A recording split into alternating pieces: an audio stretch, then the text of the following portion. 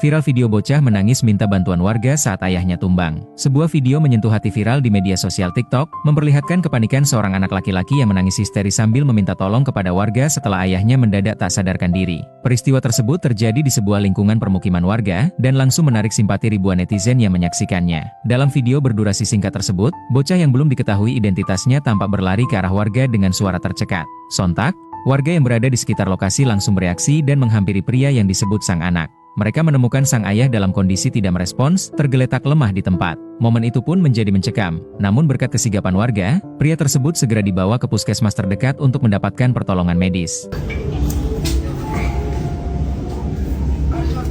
Yo, sakit.